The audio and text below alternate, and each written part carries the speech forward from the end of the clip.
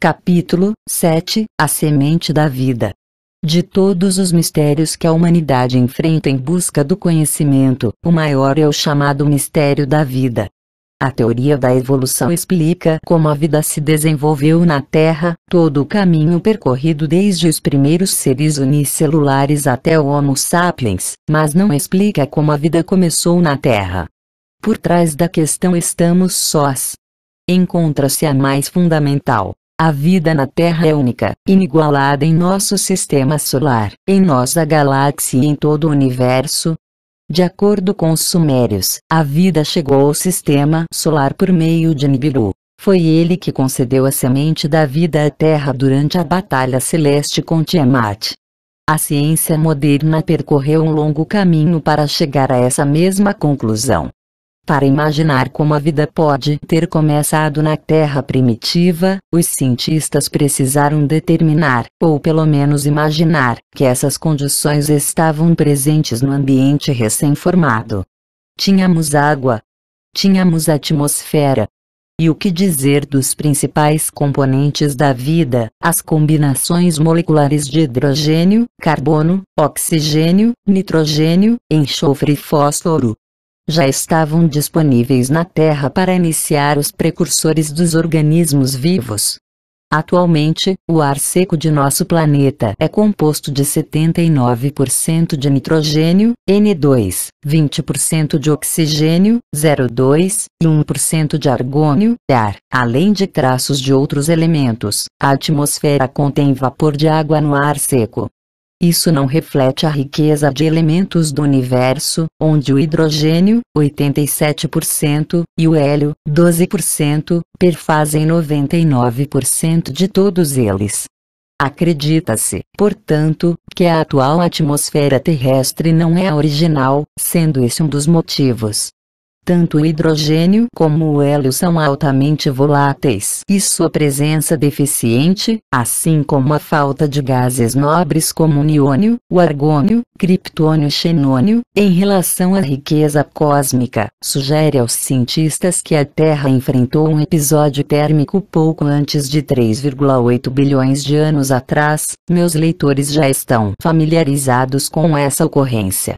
Em geral, os cientistas agora acreditam que a atmosfera terrestre constituiu-se inicialmente de gases expelidos pelas convulsões vulcânicas da Terra ferida. Quando as nuvens formadas pelas erupções cobriram a Terra e começaram a esfriar, a água vaporizada condensou-se e caiu em chuvas torrenciais. A oxigenação das rochas e minerais forneceu o primeiro reservatório de altos níveis de oxigênio e eventualmente a vida das plantas trouxe à atmosfera oxigênio e dióxido de carbono, CO2, começando o ciclo do nitrogênio, com a ajuda das bactérias. É notável que mesmo a esse respeito os textos antigos estejam à altura do exame minucioso da ciência moderna. A quinta tábula do Enuma Elish, apesar de muito danificado, descreve a lava em torrentes quando Tiamat cuspiu e cita a atividade vulcânica antes da formação da atmosfera, dos oceanos e continentes. Dizem os textos que o cuspe formava camadas enquanto escorria.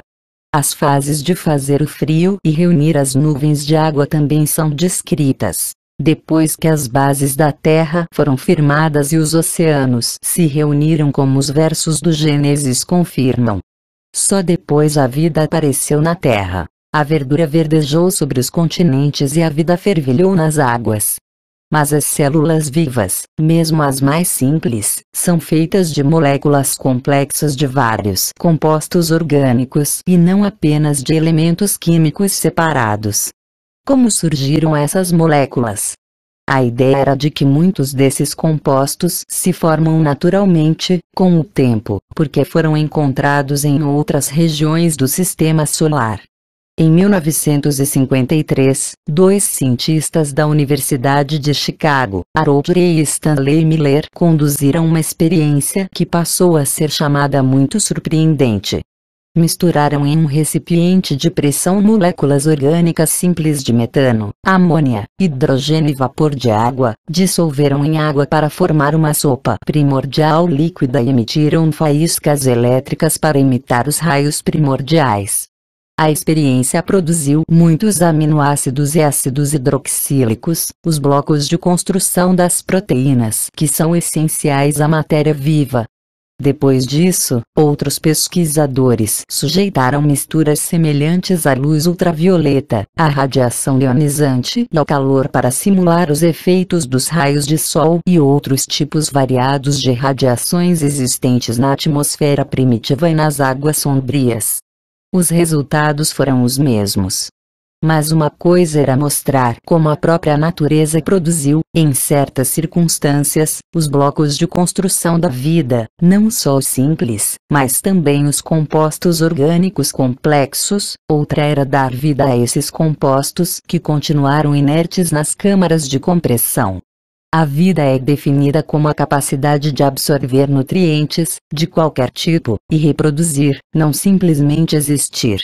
Até a Bíblia reconhece que para dar vida ao homem, o ser mais complexo, moldado do barro, foi necessária a intervenção divina para soprar-lhe o espírito/hálito da vida. Sem isso, nenhuma matéria, por mais engenhosa que fosse, não seria animada, não viveria. O que a astronomia conseguiu no campo celeste durante os anos 70 e 80, a bioquímica descobriu nos segredos da vida terrestre. As mais secretas faculdades das células vivas foram estudadas, o código genético que governa a reprodução foi esclarecido e muitos componentes complexos que formam os menores seres unicelulares ou as células de criaturas mais complexas foram sintetizados. Stanley Miller, atualmente na Universidade da Califórnia, em San Diego, prosseguindo na pesquisa, comentou: "Já aprendemos como produzir compostos orgânicos de elementos inorgânicos. O próximo passo é aprender como eles se organizam, numa célula reprodutora." A hipótese das águas sombrias ou da sopa primordial como origem da vida na Terra prevê uma grande quantidade dessas moléculas orgânicas primitivas nos oceanos, chocando-se uma nas outras devido às ondas, às correntes ou mudanças de temperatura. Consequentemente, acabam se colando umas às outras pela atração celular natural para formar agrupamentos de células de onde os polímeros, longos encadeamentos constituídos por ligações repetidas de pequenas moléculas que jazem no âmago da formação do corpo, finalmente se desenvolveram. Mas o que deu a essas células a memória genética para saberem se associar e se reproduzir, fazendo corpos elementares crescerem? A necessidade de incluir o código genético na transição da matéria orgânica inanimada ao estado animado levou à formulação da hipótese Markov efeito de barro. Essa teoria é atribuída a um pronunciamento de cientistas do Centro de Pesquisas Ames da NASA, em Mountain View, Califórnia, em abril de 1985, mas a ideia de que o barro das praias dos antigos mares desempenhou papel importante na origem da vida foi anunciada publicamente em outubro de 1977, na Conferência do Pacífico sobre Química. James A. Loveless, chefe de uma equipe de pesquisadores do Centro de Pesquisas Ames da NASA, deu importantes informações sobre as experiências em que simples aminoácidos, os componentes químicos de construção das proteínas, e os nucleotídeos, substâncias químicas de construção dos genes, considerando que já tinham se desenvolvido na sopa primordial, no mar, começaram a se formar em cadeias quando depositados no barro que continha traços de metais como níquel ou zinco, secando depois. O que os pesquisadores descobriram de importante foi que os traços de níquel eram seletivamente mantidos só para os 20 tipos de aminoácidos comuns a todos os seres vivos da Terra, enquanto os traços de zinco no barro ajudavam a ligar os nucleotídeos, o que resultou em um composto análogo a uma enzima decisiva, chamada ADN polimerase, que une partes de material genético em todas as células vivas. Em 1985, os cientistas do Centro de Pesquisas AMES anunciaram avanços substanciais na compreensão do papel do barro nos processos que conduziram a vida na Terra. O barro, como descobriram, tinha duas propriedades básicas essenciais à vida: a capacidade de estocar e a habilidade de transferir energia. Nas condições primordiais, essa energia podia vir do declínio radioativo, entre outras fontes possíveis. Usando a energia estocada, o barro poderia ter agido como um laboratório químico, processando as matérias-primas inorgânicas em células mais complexas. Havia mais. O cientista Armin Weiss, da Universidade de Munique, anunciou experiências em que os cristais de barro pareciam se reproduzir de um cristal progenitor, um fenômeno primitivo de reprodução. E Graham Cairns Smith, da Universidade de Glasgow, afirmou que os proto-organismos inorgânicos no barro foram envolvidos na direção, ou atuaram, realmente, como um molde do qual eventualmente se desenvolveram os organismos vivos. Explicando essas espantosas propriedades do barro, Lélia Coine, que chefiava a equipe de pesquisas, declarou que a capacidade do barro de guardar e transmitir energia era devida a certos erros na formação dos cristais de barro. Esses defeitos na microestrutura do barro agiam como depósitos de energia de onde eram emitidos os comandos para a formação de proto-organismos. Anunciando as declarações, o jornal The New York Times comentou: se a teoria for confirmada, foi aparentemente uma série de erros químicos que trouxe vida à Terra. Portanto, a teoria da vida vinda do barro, apesar dos avanços obtidos, dependia, como a da sopa primordial, de elementos do acaso, erros microestruturais ou raios ocasionais e colisões de moléculas, para explicar a transição dos elementos químicos a simples moléculas orgânicas e outras mais complexas, da matéria inanimada à matéria animada. A teoria aperfeiçoada também chamou a atenção para outro detalhe. Essa teoria, prosseguiu o The New York Times, também evoca a narrativa bíblica da criação. No Gênesis está escrito que o Senhor Deus fez o homem do barro do solo, e na linguagem comum a poeira primordial é chamada de barro. Essa notícia e o paralelo implícito com a Bíblia mereceram do respeitável jornal um editorial com o título Barro Incomum. Aparentemente, o barro comum possui duas propriedades básicas essenciais à vida. Pode estocar energia e, também, transmiti-la. Portanto, os cientistas concluem que o barro poderia ter atuado como um fator químico para transformar matérias-primas inorgânicas em moléculas mais complexas. Dessas últimas surgiu a vida, e um dia, nós. É o que a Bíblia afirmou há tanto tempo, e por barro o Gênesis se referia à poeira do solo, obviamente do que o homem é formado. O que não é tão óbvio é o fato de frequentemente repetirmos isso uns aos outros sem saber. A combinação das teorias sobre a sopa primordial e a vida vinda do barro foi até mais longe em comprovar as narrativas antigas, como poucos perceberam. Novas experiências realizadas por Leila Coine Noam Laab, da Universidade Hebraica de Israel, mostraram que para atuar como catalisador na formação de cadeias de aminoácidos, o barro precisa passar por vários ciclos de umedecimento e secagem. Esse processo exige um ambiente onde as águas podem se alternar com as secas. Tanto a terra seca sujeita às chuvas, como as áreas em que os mares avançam e recuam por causa das marés. A conclusão, aparentemente apoiada pelas pesquisas de protocélulas do Instituto de Evolução Molecular e Celular da Universidade de Miami, indicou as algas primitivas como os primeiros seres unicelulares vivos da Terra. Ainda encontradas em lagoas e charcos, as algas aparentemente mudaram pouco, apesar da passagem de bilhões de anos. Como até poucas décadas atrás não havia evidências de vida terrestre anterior a 500 milhões de anos, presumia-se que a vida evoluída das algas se limitava aos oceanos. Existia vida das algas nos oceanos, mas nenhuma na Terra, diziam os livros. Mas em 1977, uma equipe científica dirigida por Elso S. Barghoorn, de Harvard, descobriu em rochas sedimentares da África do Sul, na Suazilândia, em local chamado Fig Tree, os restos de seres unicelulares microscópicos que tinham 3,1, talvez de até 3,4 bilhões de anos. Eram semelhantes às atuais algas azuis verdeadas, o que fez a evolução dessa forma precursora da vida. Ou de formas mais complexas, recuarem quase 1 bilhão de anos. Até então, acreditava-se que a progressão evolucionária tinha ocorrido primeiro nos oceanos, tendo seres terrestres evoluído das formas marinhas, intermediados por formas anfíbias de vida.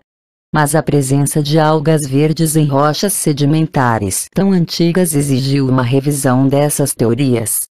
Apesar de não haver unanimidade na classificação das algas, consideradas como plantas ou não, já que demonstram afinidades com a fauna primitiva, tanto as algas verdes como as azuis verdeadas são indubitavelmente as precursoras das plantas clorofíceas, as que usam a luz solar para converter seus nutrientes em compostos orgânicos, emitindo oxigênio no processo. As algas verdes, apesar de não terem raízes, talos ou folhas, começaram a família das plantas, cujas descendentes cobrem a Terra. Devemos seguir as teorias científicas nas etapas seguintes da evolução da vida na Terra para avaliar a exatidão do registro bíblico. Para a evolução das formas mais complexas de vida, seria necessária a existência de oxigênio. Ele só surgiu depois que as algas ou protoalgas C0 começaram a se espalhar pela terra seca. Para essas formas verdes semelhantes às plantas utilizarem e processarem o oxigênio, elas precisavam de um ambiente de rochas contendo ferro, que lhe daria o oxigênio, senão, teriam sido destruídas pela oxidação. O oxigênio livre era ainda um veneno para essas formas vivas. Os cientistas acreditam que quando essas formações entremeadas de ferro caíram no fundo oceânico como sedimentos, os organismos unicelulares que estavam nas águas evoluíram para seres multicelulares. Em outras palavras, a cobertura de algas verdes nas terras precisava preceder o início da vida marítima. A Bíblia afirma, de fato, que a erva verde foi criada no terceiro dia, mas a vida marítima só surgiu no quinto dia. Foi no terceiro dia, ou na terceira fase da criação que Elohim disse que a terra verdeje de verduras, ervas que deem sementes e árvores frutíferas que deem sobre a terra, segundo sua espécie, frutos contendo sua semente. A presença de frutos e sementes, como vegetação verde que se desenvolveu, do capim às árvores, também ilustra a evolução da reprodução assexual à reprodução sexual. Nisto, também, a Bíblia inclui em seu relato científico da evolução de um estágio que a ciência moderna acredita que as algas atravessaram há cerca de 2 bilhões de anos. Foi quando as ervas verdes começaram a aumentar a quantidade de oxigênio do ar. Nessa fase, de acordo com o Gênesis, não existiam seres em nosso planeta, nas águas, no ar ou na terra seca. Para tornar possível o aparecimento de seres vertebrados, com esqueletos internos, a Terra precisava estabelecer um padrão orbital e rotacional, sujeitando-se aos efeitos do Sol e da Lua, manifestados inicialmente nos ciclos de luz e escuridão. O livro do Gênesis especifica que essa organização foi feita no quarto dia, resultando períodos repetitivos de anos, meses, dias e noites. Só então, depois de estabelecidas todas as relações celestes, os ciclos e seus efeitos, surgiram os seres do mar, do ar e da terra. A ciência moderna concorda com a descrição bíblica e ainda fornece um indício do que motivou os antigos autores do livro do Gênesis a inserir um capítulo celeste, quarto dia, entre o registro evolucionário do terceiro dia, quando surgiram as primeiras formas de vida, e o quinto dia, quando os seres apareceram. Na ciência moderna também existe uma lacuna não preenchida de 1,5 bilhão de anos, aproximadamente de 2 bilhões a cerca de 570 milhões de anos, sobre a qual pouco se sabe devido à pobreza de dados geológicos e fósseis. A ciência a chama de Era Pré-Cambriana. Não possuindo esses dados, os sábios antigos usavam essa lacuna para descrever o estabelecimento das relações celestes e dos ciclos biológicos. Apesar de a ciência moderna encarar a fase seguinte, o período cambriano, nome devido à região de Gales onde foram encontrados os primeiros dados geológicos, como a primeira etapa da Era Paleozoica, vida primitiva, ainda não era o tempo dos vertebrados, as formas de vida com esqueletos que a Bíblia chama de seres. Os primeiros vertebrados marítimos apareceram há cerca de 500 milhões de anos e os vertebrados terrestres 100 milhões de anos depois, durante períodos que os cientistas consideram da Era Paleozoica inferior à Era Paleozoica superior. Quando esta era terminou, há aproximadamente 225 milhões de anos, havia peixes nas águas, plantas marinhas, os anfíbios tinham mudado das águas para as terras secas e as plantas dessas áreas os atraíam para evoluírem a répteis. Os crocodilos são remanescentes dessa fase da evolução. A era seguinte, Mesozoica, vida intermediária, compreende o período de 225 a 65 milhões de anos atrás e recebe, frequentemente, o nome de Idade dos Dinossauros. Uma variedade de anfíbios e lagartos marinhos evoluiu, afastando-se dos oceanos, e surgiram duas linhagens principais de répteis ovíparos. Os que começaram a voar e evoluíram a pássaros e os que, em maior variedade, vagaram e dominaram a terra como os dinossauros, lagartos terríveis. É impossível ler os versos bíblicos com a mente aberta sem compreender que os acontecimentos da criação no quinto dia do Gênesis descrevem esse desenvolvimento. Elohim disse: fervilhem as águas um fervilhar de seres vivos, e que as aves voem acima da terra, sob o firmamento do céu. E Elohim criou os grandes répteis do mar, e todos os seres vivos que rastejam e que fervilham nas águas, segundo sua espécie, e todas as aves aladas segundo sua espécie. E Elohim os abençoou e disse: sede fecundos, multiplicai-vos e enchei a água dos mares, e que as aves se multipliquem sobre a terra. Não pode passar despercebida a referência assombrosa que os versos do Gênesis fazem aos grandes répteis como um reconhecimento da existência dos dinossauros. O termo hebreu usado é tanimim, plural de tanim, e tem sido traduzido diferentemente como serpente marinha, monstro marinho e crocodilo. Citando a Enciclopédia Britânica, os crocodilos são o último elo vivente com répteis, como os dinossauros dos tempos pré-históricos. Ao mesmo tempo, são os parentes vivos mais próximos dos pássaros. A conclusão de que a Bíblia se referia não só aos grandes répteis ao falar dos grandes tanimim, mas também aos dinossauros é bem plausível, não porque os sumérios tinham visto dinossauros, mas porque os cientistas Anunnaki imaginavam o curso da evolução na Terra tão bem, pelo menos, quanto os cientistas do século XX. Não menos intrigante é a ordem em que os textos antigos enumeram os 3 ramos de vertebrados. Durante longo tempo os cientistas calcularam que os pássaros evoluíram dos dinossauros quando estes répteis começaram a desenvolver um mecanismo planador para facilitar o salto das árvores na busca de alimentos. Ou, como sustenta outra teoria, quando os pesados dinossauros presos ao solo desenvolveram maior velocidade ao correr, reduzindo o peso com ossos ocos. A confirmação fóssil dos pássaros, tendo como origem os dinossauros, ao ganhar velocidade e evoluir para o uso de 2 pernas, foi aparentemente encontrada nos restos do Deinonychus, réptil de garras terríveis, um corredor veloz com o esqueleto da cauda em forma de pluma.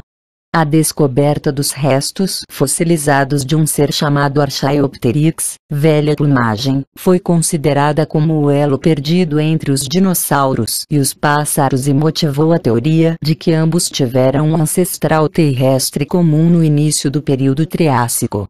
Mas essa aparição anterior dos pássaros foi questionada desde a descoberta de outros fósseis de Archaeopteryx na Alemanha, indicando que esse ser era, sem dúvida, um pássaro plenamente desenvolvido que não evoluiu dos dinossauros, mas diretamente de um ancestral anterior vindo dos mares.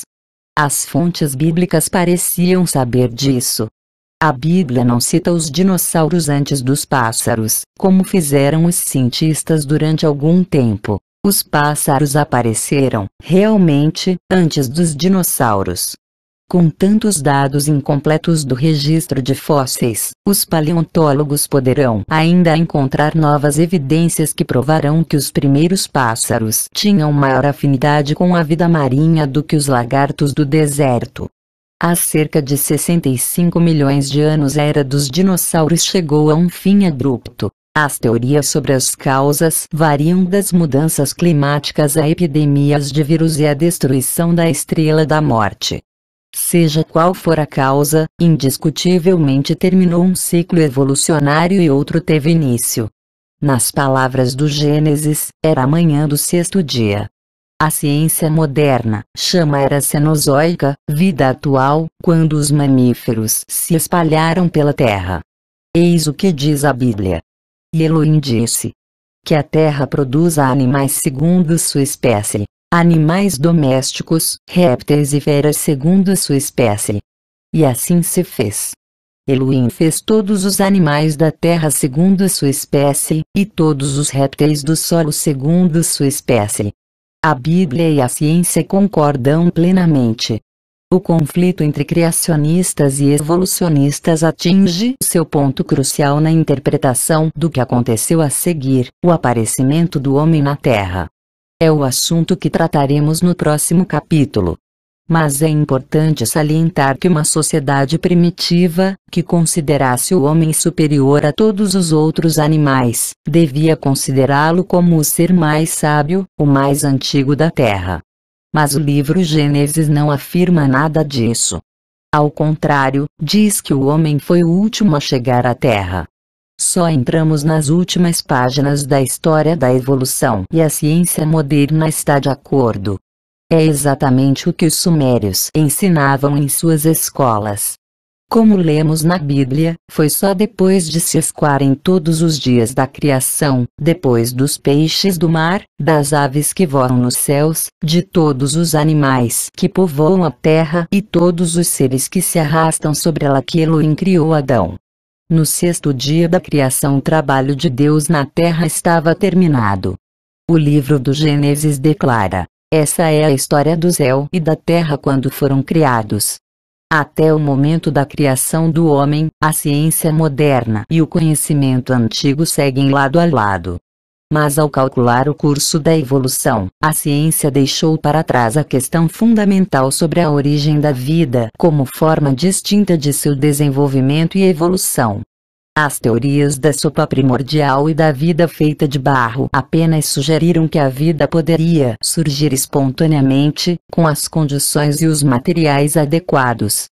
A noção de que os blocos elementares de formação da vida, como a amônia e o metano, os compostos estáveis mais simples de nitrogênio, oxigênio, carbono e hidrogênio, respectivamente, podiam ter se formado como parte de processos da natureza foi reforçada com a descoberta, em décadas mais recentes, de que esses compostos existem em abundância em outros planetas. Mas como os compostos químicos se tornaram animados? É óbvio que essa façanha é possível, não há dúvida de que a vida surgiu na Terra. A especulação sobre a possibilidade de a vida, de uma forma ou outra, existir em outro lugar do sistema solar ou outros sistemas estelares pressupõe a possibilidade de transição da matéria inanimada à matéria animada. Para que surja vida como a conhecemos na Terra, são necessárias duas moléculas básicas: As proteínas, que desempenham todas as funções metabólicas das células vivas, e os ácidos nucleicos, que transportam o código genético e as instruções para os processos celulares. Os dois tipos de moléculas, como a própria definição sugere, funcionam em uma unidade chamada célula, um organismo muito complexo capaz de desencadear a reprodução de si mesmo e de todo o animal de que é um minúsculo componente. Para se transformarem em proteínas, os aminoácidos precisam formar cadeias longas e complexas. Eles executam a tarefa na célula de acordo com as instruções armazenadas em um ácido nucleico, ADN, ácido desoxirribonucleico, e transmitidas por outro, ARN, ácido ribonucleico. Os aminoácidos poderiam ter se combinado em cadeias.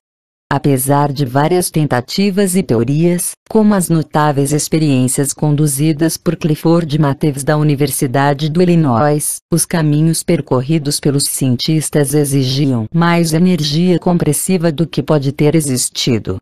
Portanto, o ADN e o ARN precederam os aminoácidos na Terra.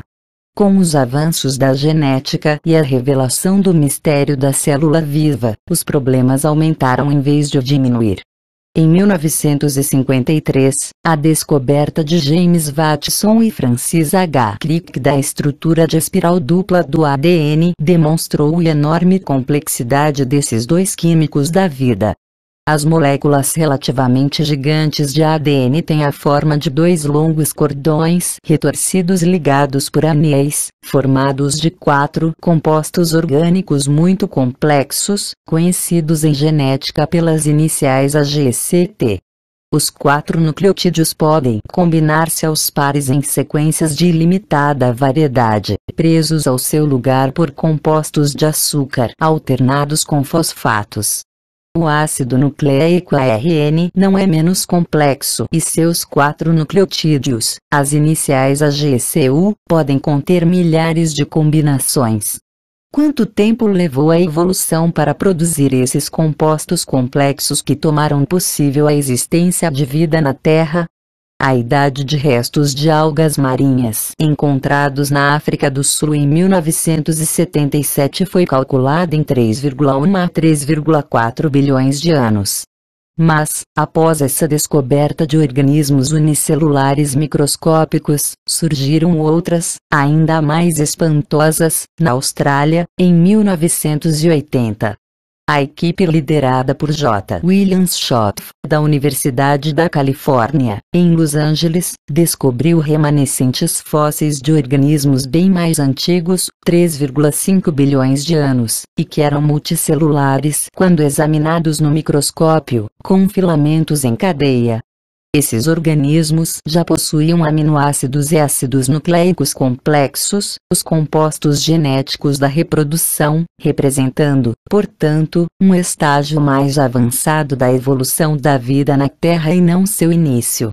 O avanço nas pesquisas que essas descobertas provocaram pode ser demonstrado pela busca do primeiro gene. Os cientistas ficam cada vez mais convencidos de que, antes das algas marinhas, existiam as bactérias. Na realidade, estamos procurando as células que são os remanescentes morfológicos diretos dos bacilos, declarou Malcolm R. Walter, um australiano da equipe. Elas se parecem com as bactérias modernas. De fato, eram semelhantes a 5 tipos diferentes de bactérias, cujas estruturas, por incrível que pareça, eram quase idênticas a muitas bactérias da atualidade. A noção de que a autorreprodução começou na Terra com as bactérias que precederam as algas parece fazer sentido, já que os avanços da genética demonstraram que a vida em nosso planeta tem os mesmos ingredientes genéticos, desde as formas mais simples às mais complexas, com os mesmos aminoácidos, cerca de 20.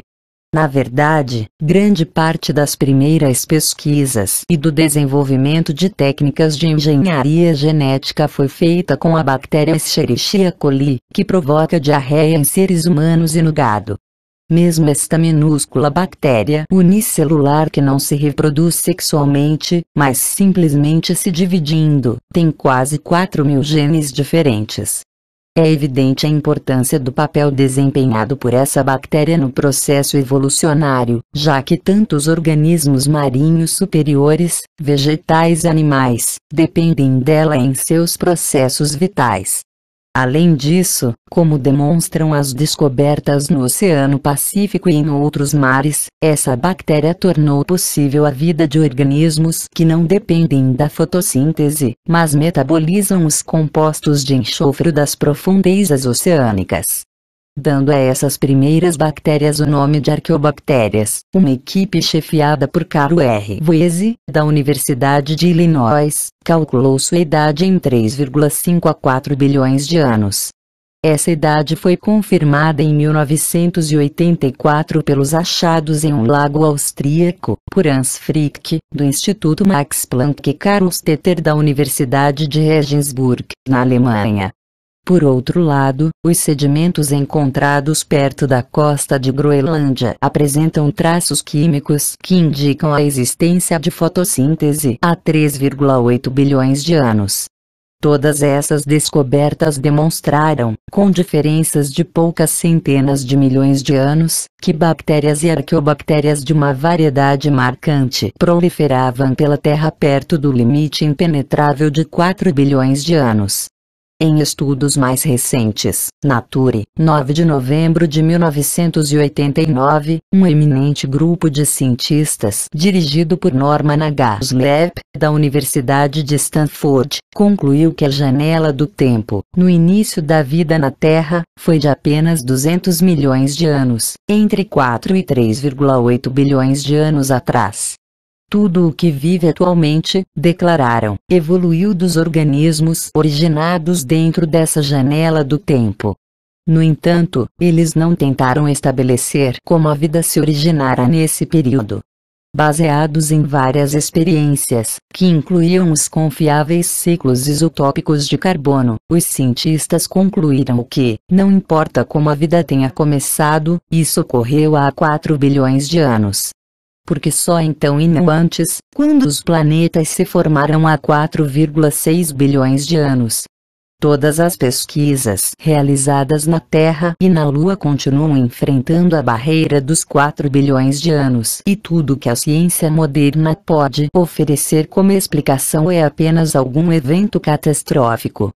Para saber mais, devemos ler os textos sumérios, já que os fósseis e outros dados demonstraram que organismos celulares e reprodutores, bactérias ou arqueobactérias, existiam na Terra 200 milhões de anos depois que a janela do tempo se abriu pela primeira vez. Os cientistas passaram a pesquisar a essência da vida em vez dos organismos resultantes, isto é, os próprios traços de ADN e ARN. Os vírus, que são porções de ácido nucleico procurando células para se reproduzir, prevalecem não só na Terra como na água, o que levou alguns cientistas a acreditarem que precederam as bactérias vivas. Mas de onde veio seu ácido nucleico? Leslie Orgel, do Instituto Salk de La Jolla, Califórnia, deu um novo direcionamento às pesquisas quando propôs que o ARN do tipo mais simples podia ter precedido ao ADN, que é mais complexo.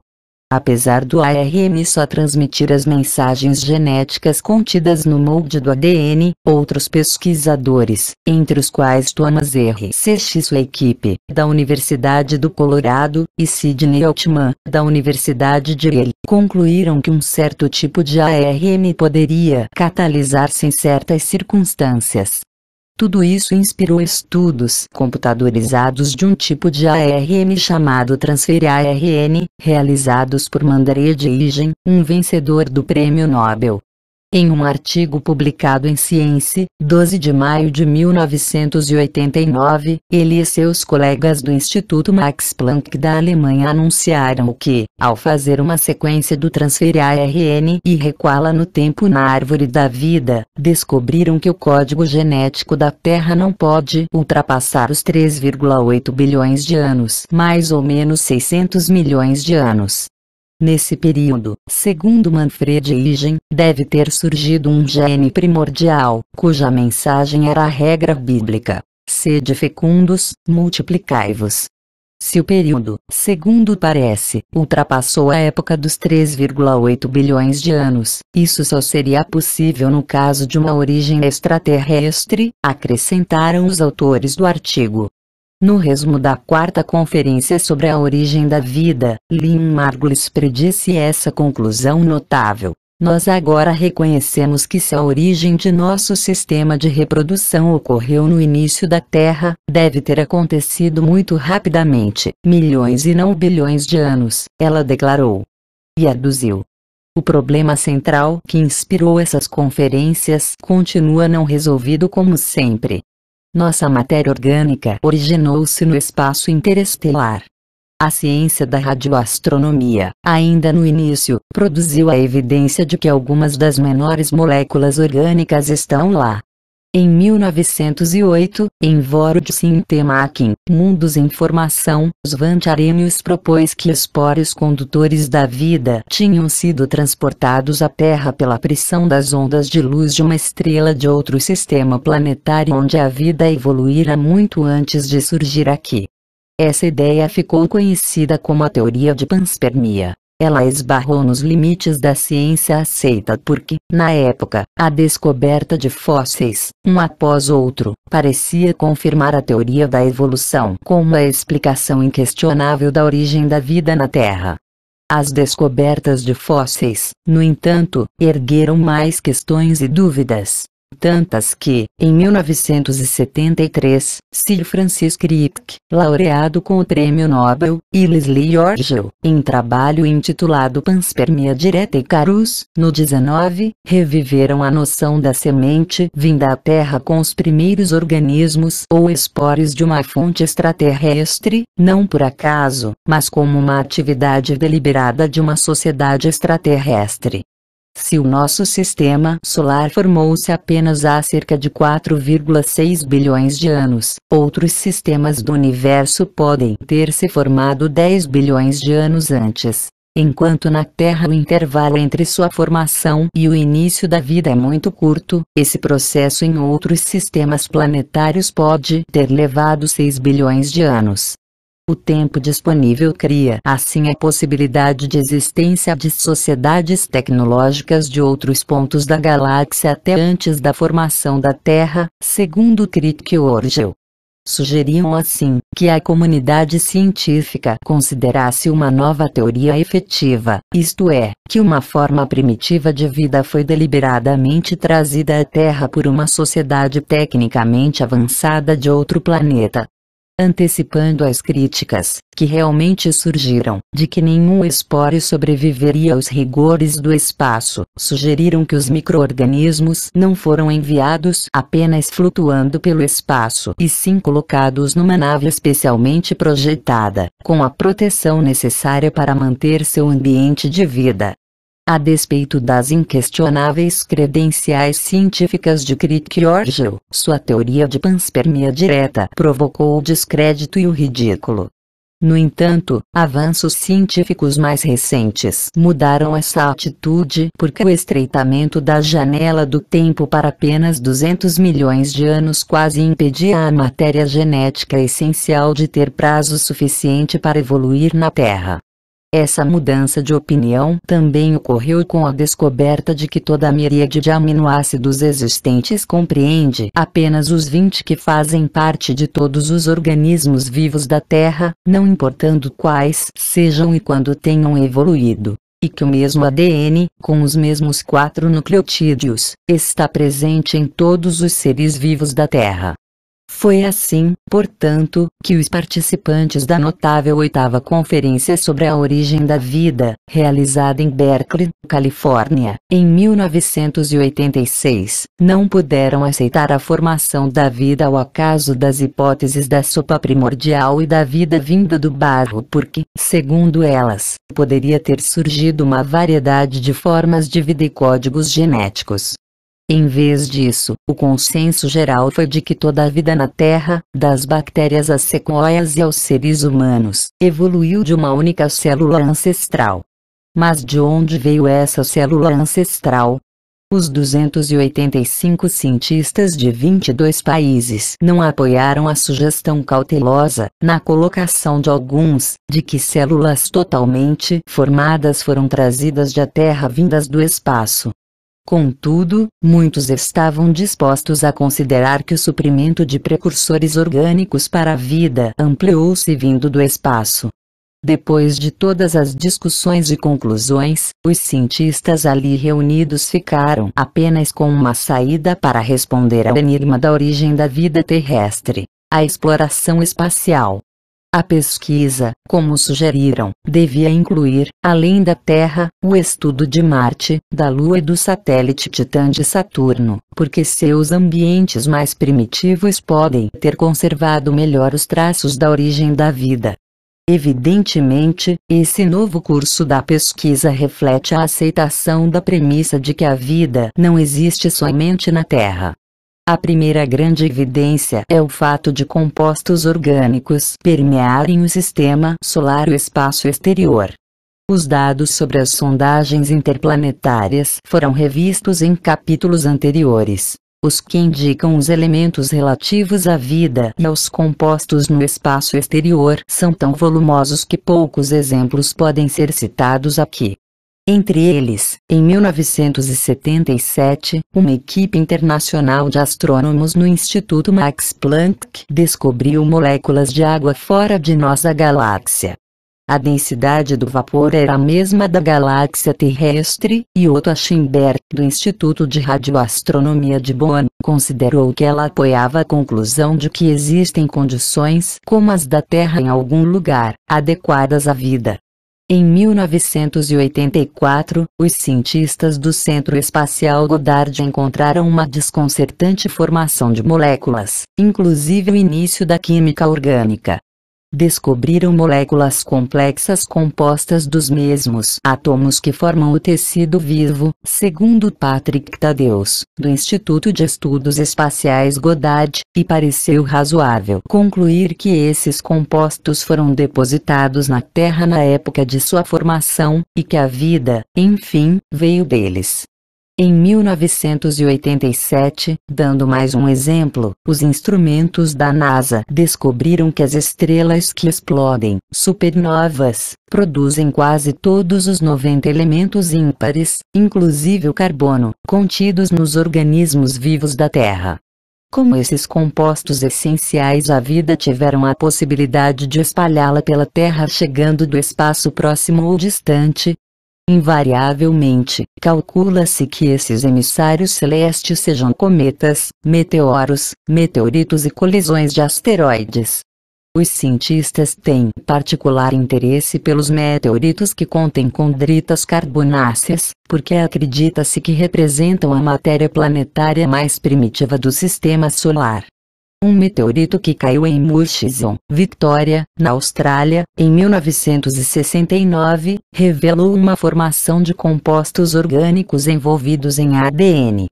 Segundo Ron Brown, da Universidade Mona de Melbourne, os pesquisadores encontraram no meteorito formação remanescente de uma forma muito primitiva de estrutura celular. Até então, os meteoritos de condrita carbonácea antes encontrados na França, em 1806, tinham sido abandonados como prova confiável porque seus compostos relacionados à vida eram considerados contaminação terrestre.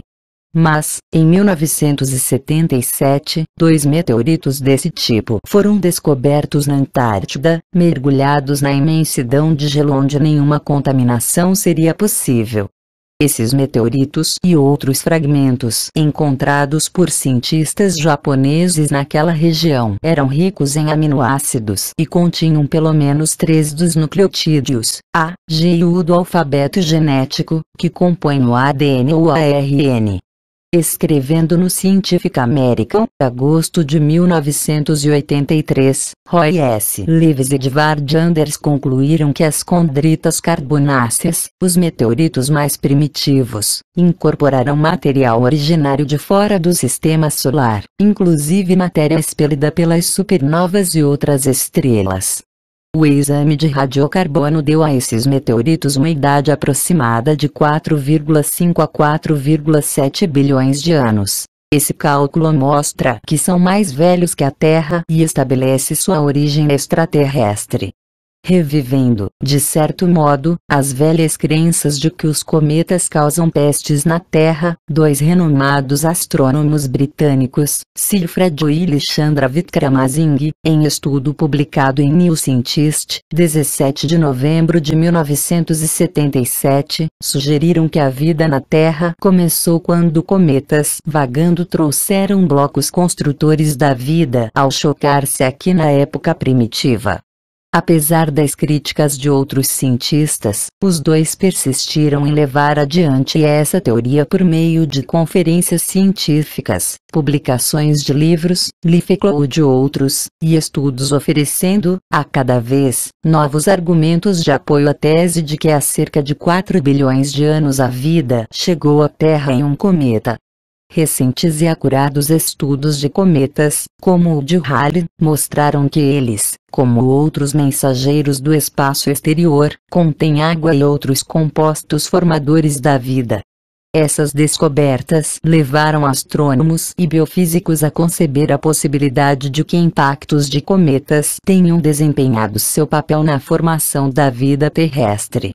Nas palavras de Armand Delceime, da Universidade de Toledo, um grande número de cometas chocando-se à Terra contribuíram com os agentes químicos necessários à formação de aminoácidos. As moléculas de nossos corpos foram como as dos cometas em alguma época.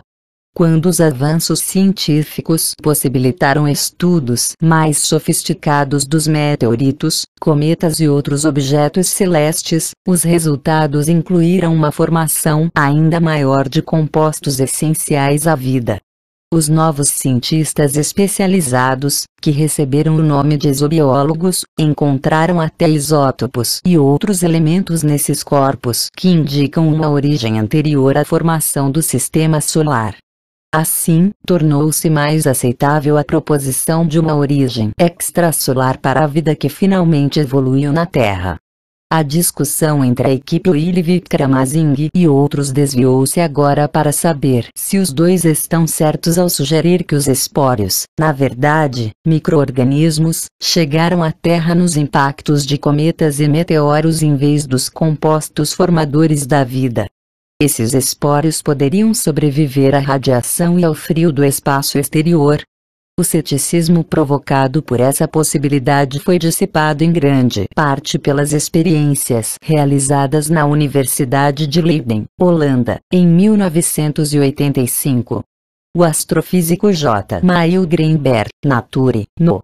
316 e seu sócio Peter Weber descobriram que seria possível se os espórios viajassem dentro de um envoltório de moléculas de água, metano, amônia e monóxido de carbono, todos facilmente encontrados em outros corpos celestes.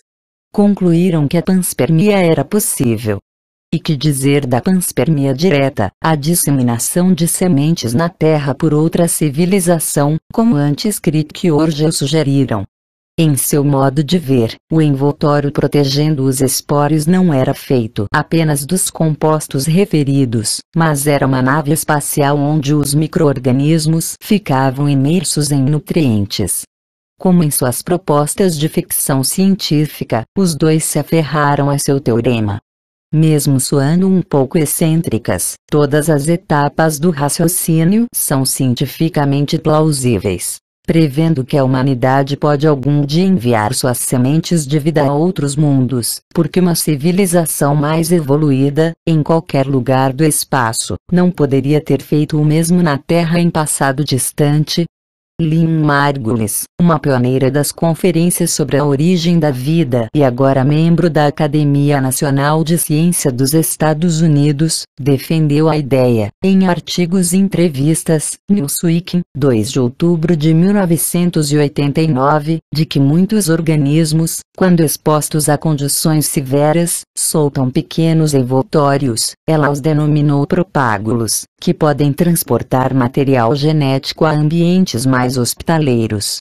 É uma estratégia natural de sobrevivência que esclarece os espórios espaciais primitivos. Isso poderá acontecer no futuro porque ocorreu no passado.